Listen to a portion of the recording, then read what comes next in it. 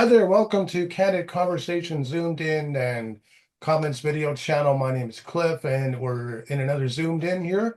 This morning, joined by Paul Mallot, uh, a doctoral candidate and an expert in AI, particularly with regard to democratization of AI in small business markets.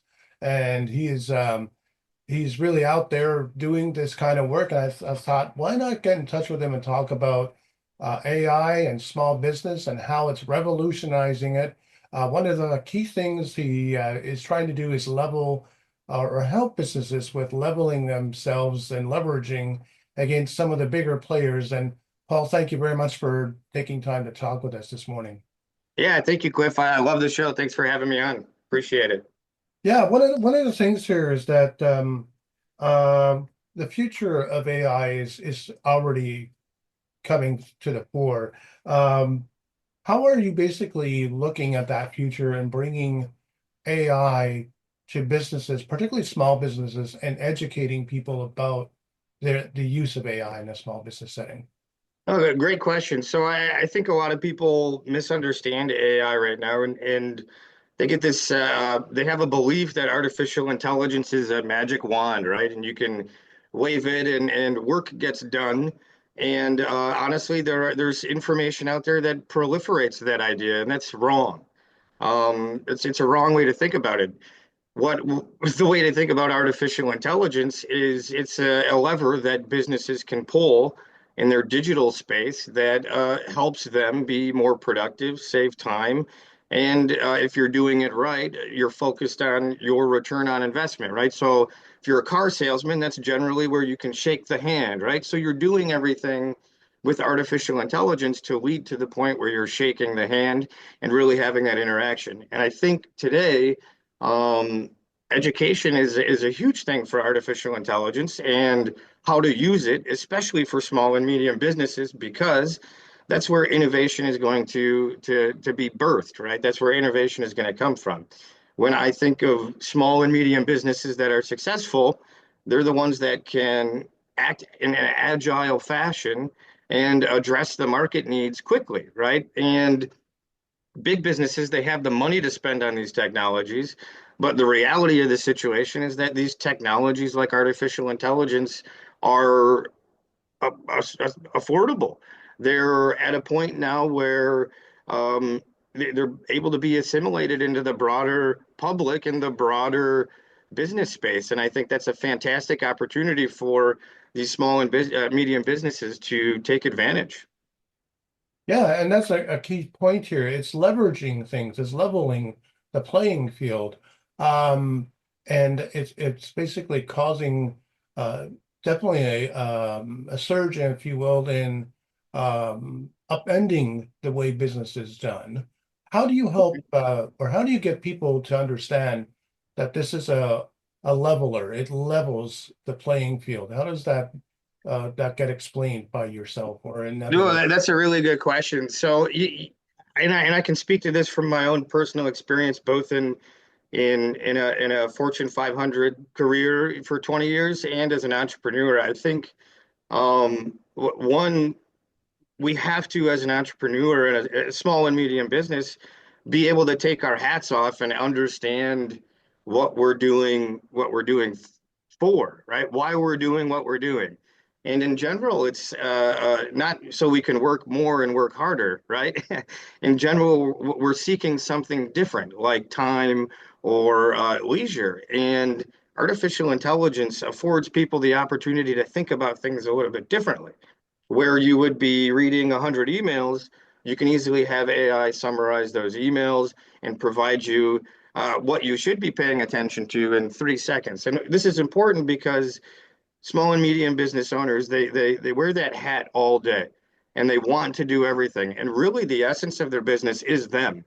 They start to internalize and synonymize the business. They are the business. And it's important to separate oneself from what the business is and who you are, right?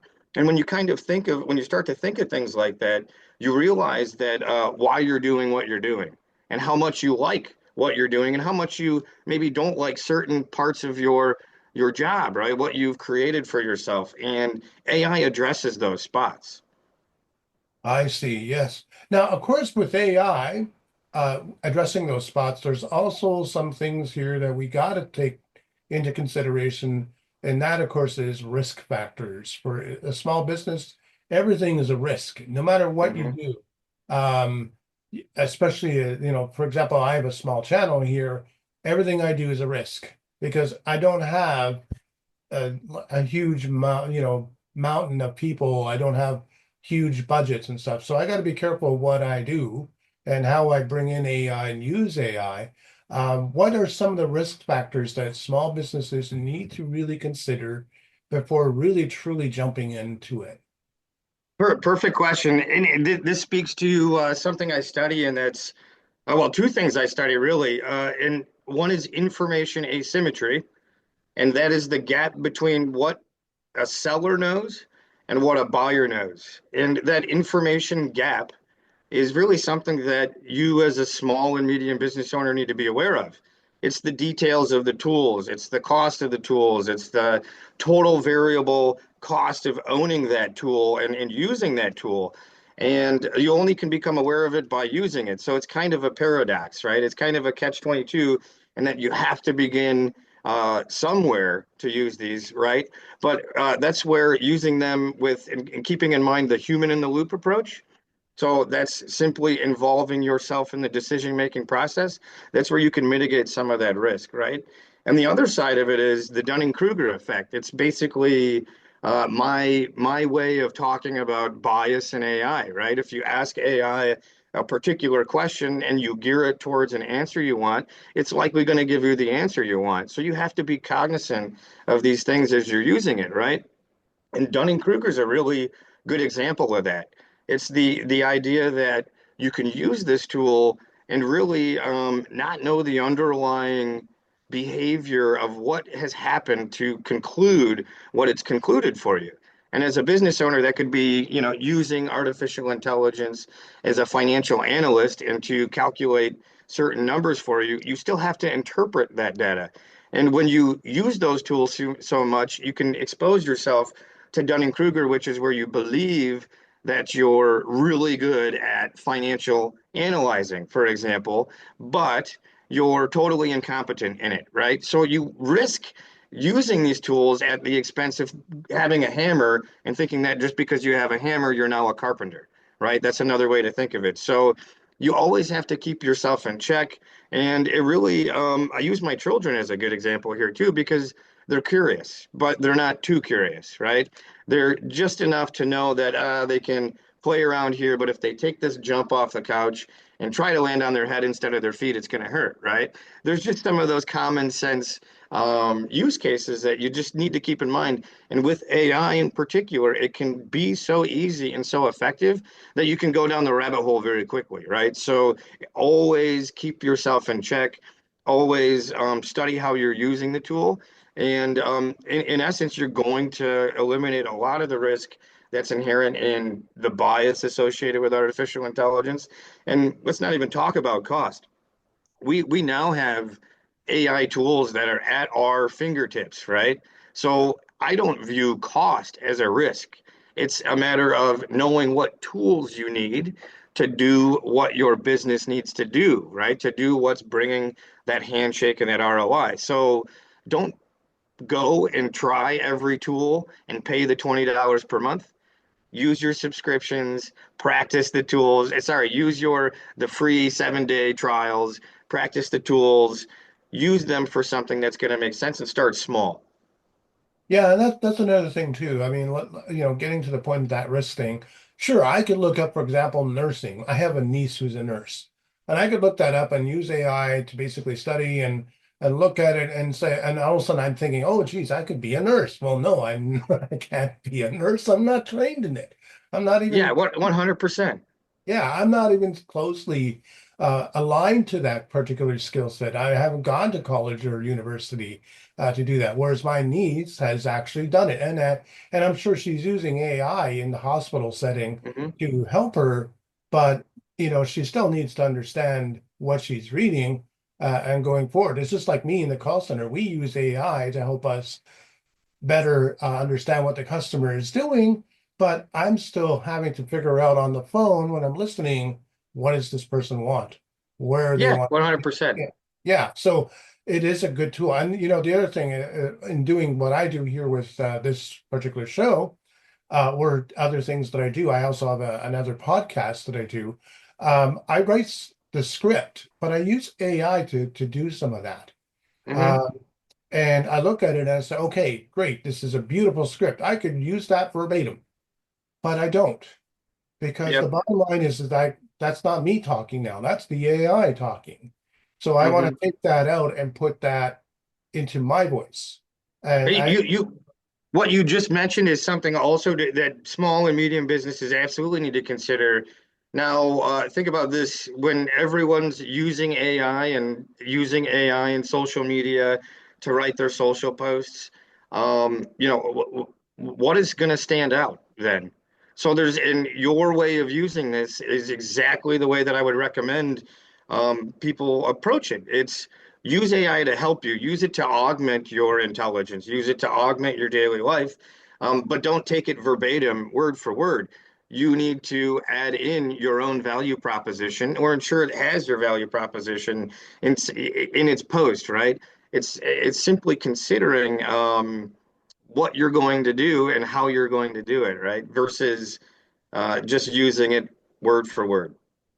yeah, and that's a key point. Now you do have a book out, I did notice as well, uh, Unleashing the AI Cash Flow. Can you tell me a Mhm. little bit about what that book addresses?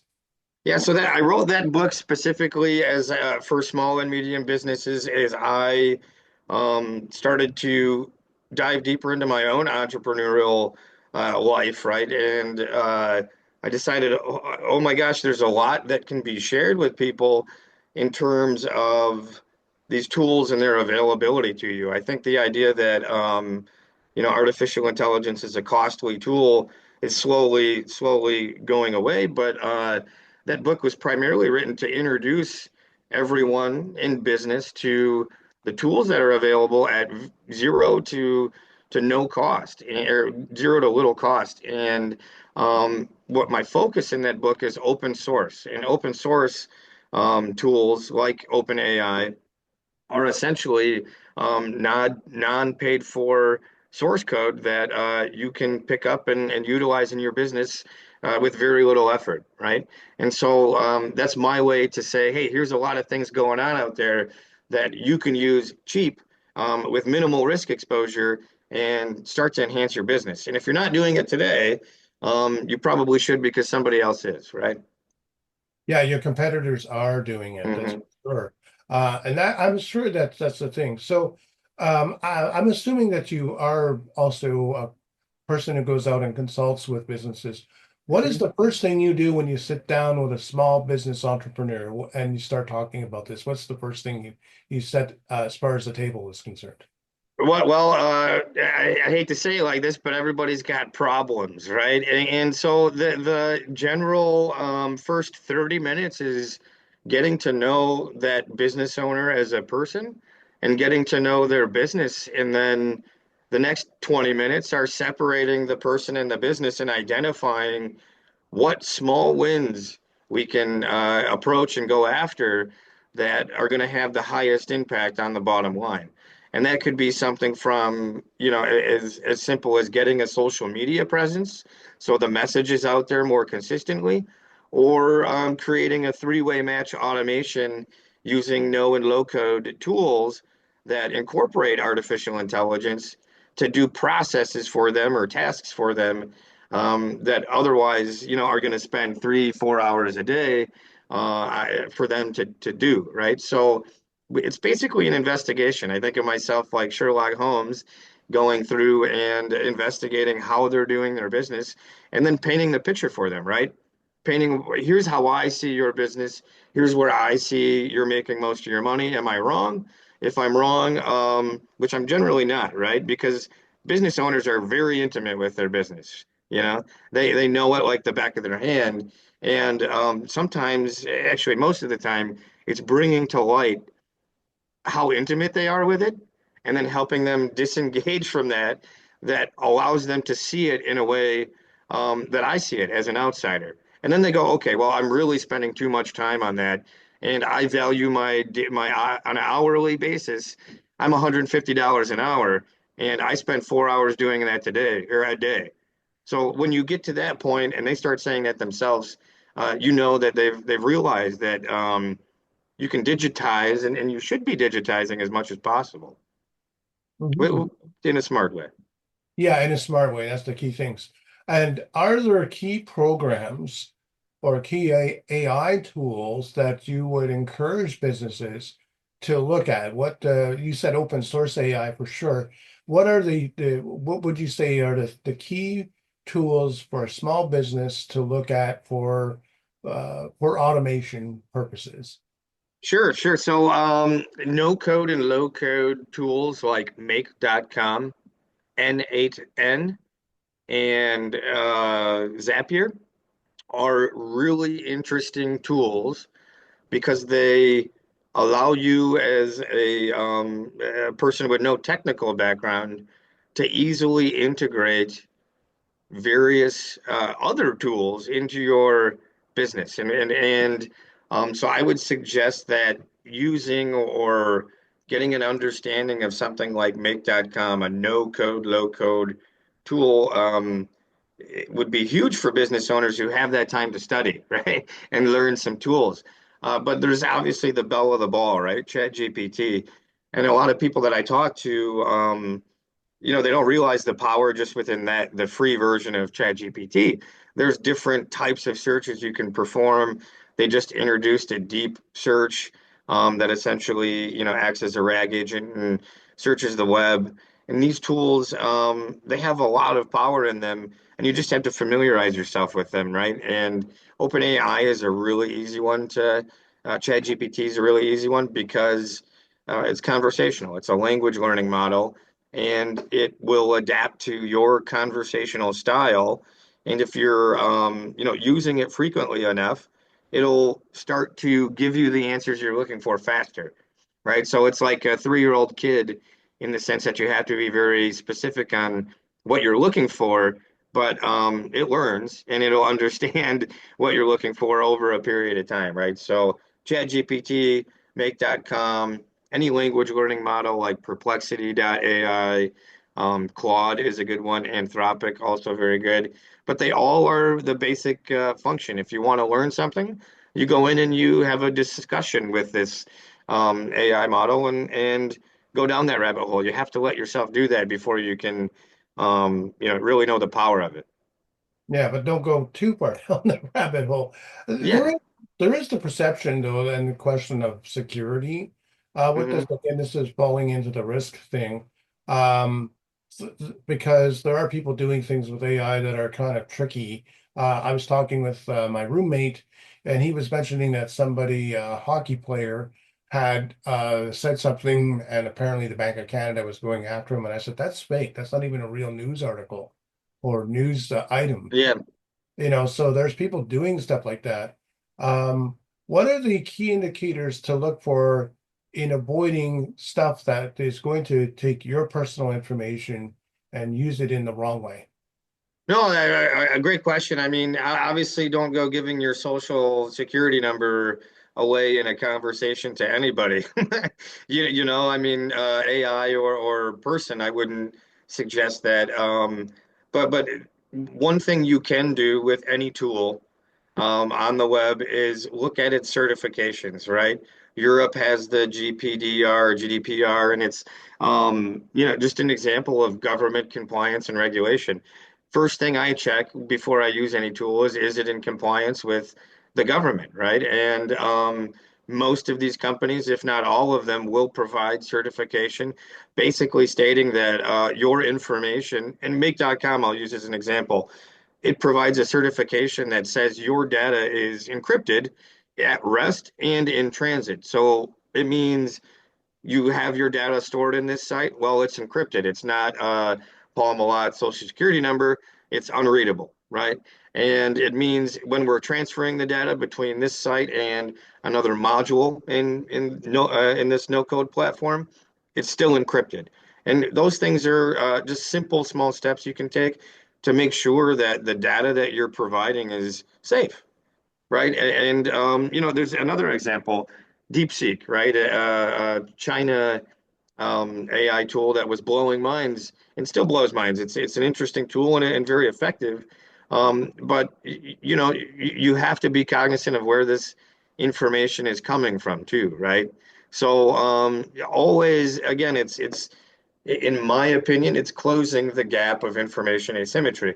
Before you buy anything, you do a little research on it, right?